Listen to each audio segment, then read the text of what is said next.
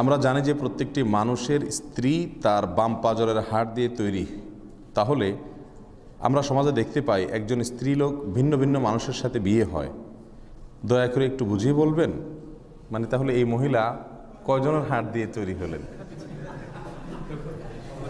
সুন্দর একটি প্রশ্ন। এই প্রশ্নটা অনেকেই করেন।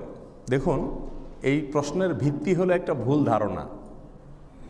এই প্রশ্নকর্তা শুরুতে ভুল দেওয়া শুরু করেছেন।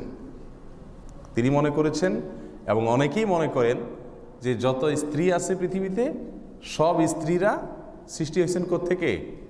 তার স্বামীর হাড় থেকে, বাম পাজরের হাড় থেকে।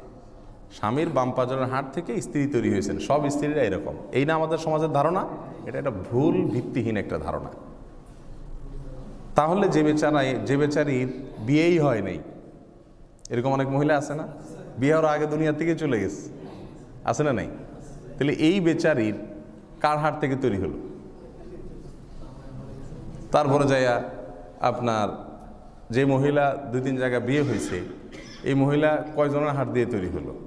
এই সমস্ত প্রশ্ন আছে কি আসে না? আসলে হাদিসে এরকম বলা হয় নাই। কোরআনে কারীমে আল্লাহ সুবহানাহু ওয়া তাআলা যে কথাটি বলেছেন তা হলো, ইয়া আইয়ুহান নাসু তাকু রাব্বাকুমুল্লাযী খালাকাকুম মিন নাফসিন ওয়াহিদা।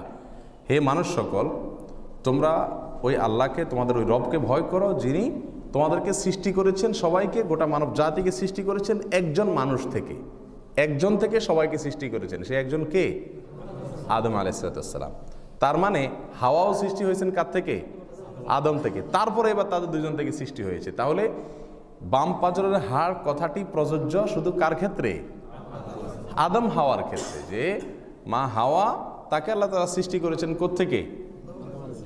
আদম আলাইহিস সালামের বাম পাজরের হাড় থেকে। আদম আসলামকে মাটি থেকে তৈরি করেছেন, তার বাম পাজরের হাড় থেকে তৈরি করেছেন তার স্ত্রী হাওয়াকে। এরপরে এই দুজন থেকে শত শত হাজার হাজার বা লক্ষ লক্ষ কোটি কোটি অগণিত নারী পুরুষ সৃষ্টি করেছেন কে? আল্লাহ সুবহানাহু ওয়া তাআলা। এই আয়াত থেকে বোঝা গেল যে বাম পাজরের হাড় দিয়ে তৈরির বিষয়টা শুধুমাত্র কার ক্ষেত্রে ঘটেছে? হাওয়ার ক্ষেত্রে ঘটেছে। এখন আপনার স্ত্রীও আপনার বাম পাজরের হাড় থেকে সৃষ্টি হয়েছে এরকম না। আপনি বাম পাজর হাতায় লাভ না যে হাড় গেল কই। হাড় আছে জায়গা মতো, দেখেন, কোনো অসুবিধা নেই। কারণ হলো আপনার স্ত্রী আপনার পাজরের হাড় থেকে তৈরি হয় নাই। কথা কি বুঝাতে পারছি?